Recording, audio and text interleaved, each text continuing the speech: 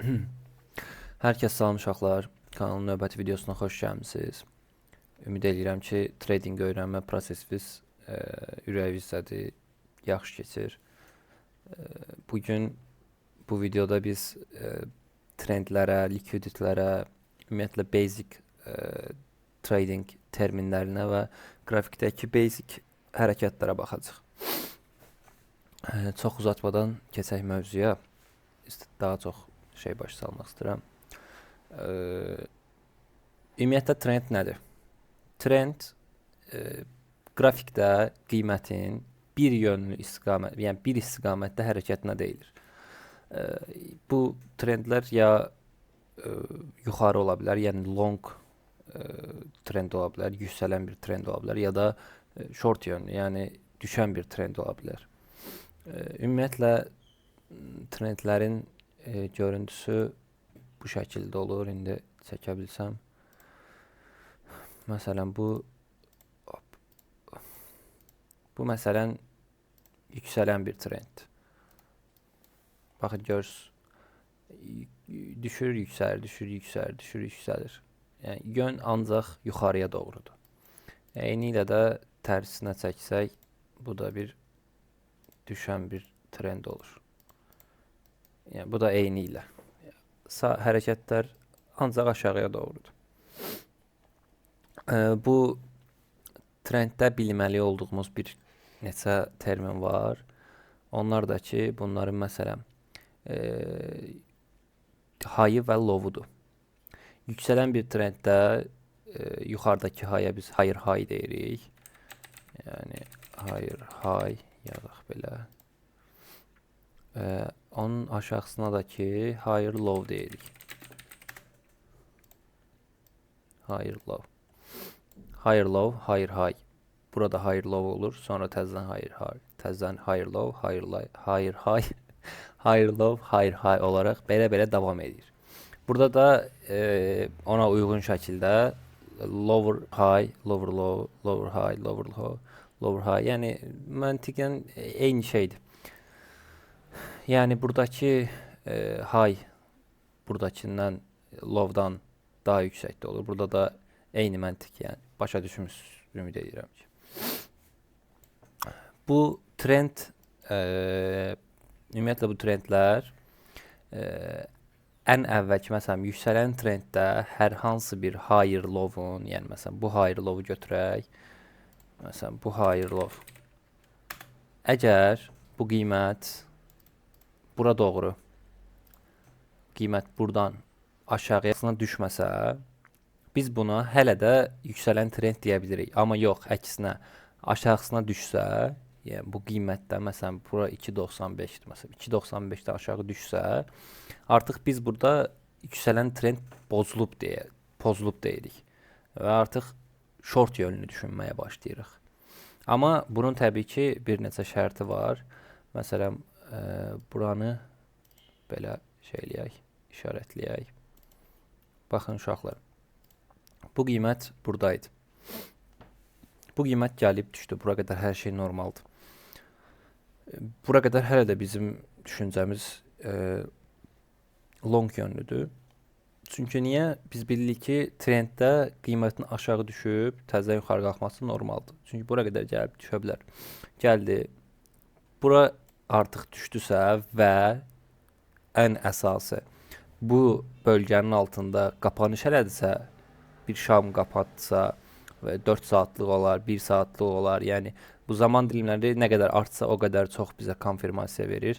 Yəni o qədər daha dəqiq bir informasiya olur bizim üçün.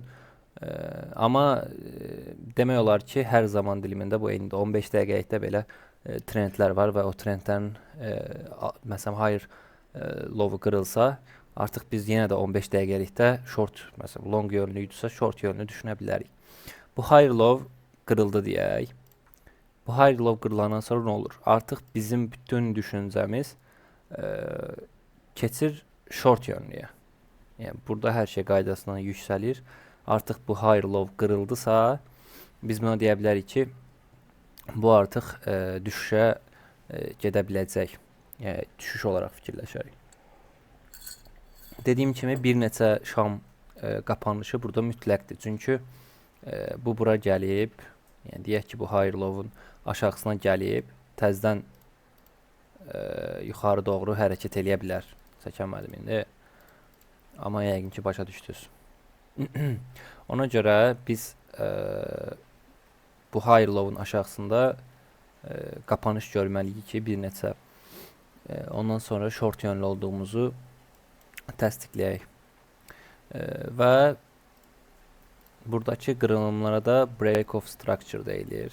Məsələn, higher high buranı qırdı, bu bölmə, yəni bu zona break of structure olur. Bura keçir, təzədən gəldi, təzədən buranı qırdı, break of structure deyə yuxarı gedir. Yəni bunlar ICT konseptinin termləridir. Məndən soruşsanız, mən də dəhşət yüzü bilmirəm ICT konseptlərin bir neçə şeyi bilirəm. Onlar da kifayətdir. Yəni ICT çox çətin gəlir mənə və çox bilgi tələb eləyən bir şey gəlir. Yəni çox dəhşət çox öyrənəsi şeylər var orada. Ona görə mən öz strategiyamda istifadə etdiyim şeyləri bilirəm sadəcə. Bunu belə bildik, bəsdir. Bu da short yönlü bir trenddir. Bunda da eyni ilə. Burada da məsələn ən sonuncu high buradır. Bu high'ın üstündə məsələn gəldi qiymət. Düzdür? Gəldi məsələn buradan bura gəldi. Belə bir qapanış elədi. Buralarda qapatdı. Artıq bizim bütün düşüncəmiz long yönlüdür artıq. Qiymət nə edir buradan? Gələr, aşağı düşər, yuxarı qalxar, aşağıya. Long bir trendə gedər. Yəni trendlər bizim üçün daha çox istiqaməti bəlirləmək üçündür ki, məsələn bizim strategiyamız yaranıb və biz long yönlü bir pozisyon açmağı fikirləşirik. Belə olan vəziyyətdə əgər trendimiz də long yönlüdürsə, bu bizə ekstra bir konfirmasiya verir. Yəni bu bizə ekstra bir təsdiqləyir ki, hə, long yönlü işləm atsaq daha yaxşı ola bilər. Yəni dediyim kimi təxminlərimizin ehtimallarını artırır. Trend mövzusunda bu qədər bilsək məncə bəsdir. İndi sizə chartda biraz göstəreyim ki, trendlər necə olur. Məsələn, baxan kimi bilinir ki, burada bir yüksələn trend var. Məsələn, higher high, higher low, higher high, higher low, higher high, higher low. Yəni belə gedir. Sonra məsələn nəyə göstərək? Məsələn, düşüş yönlü bir trend. Eyni ilə gəlir, görürsüz, eyni qiymət hərəkətləri. Götürdük. Baxın. Məsələn, buraya çəkməyə ehtiyac yox idi. Səhv çəkdim.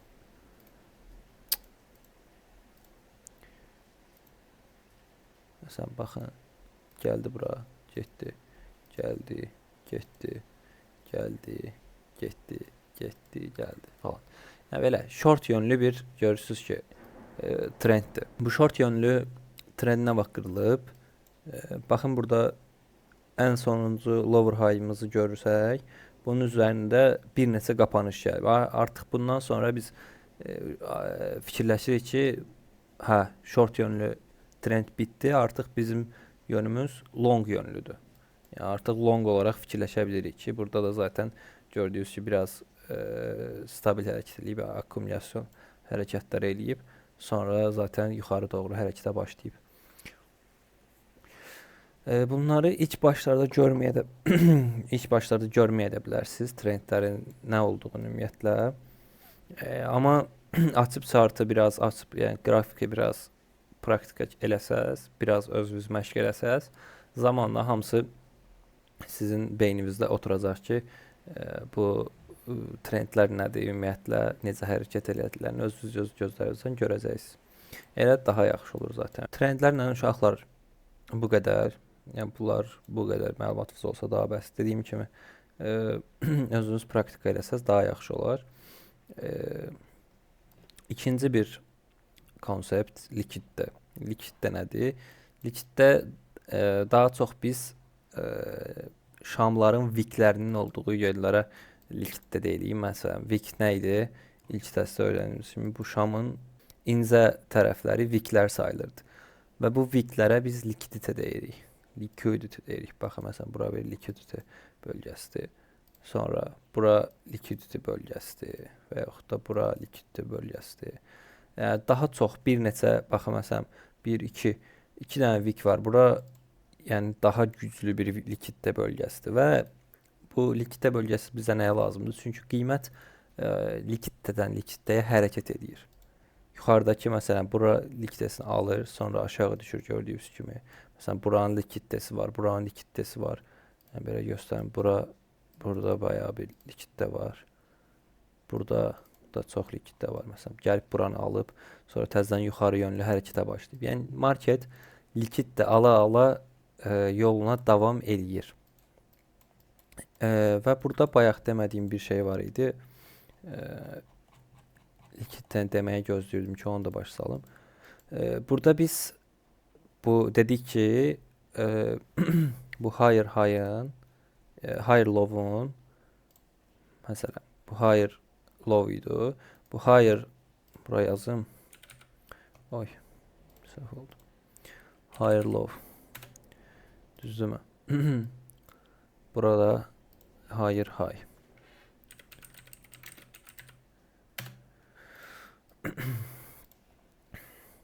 Aha.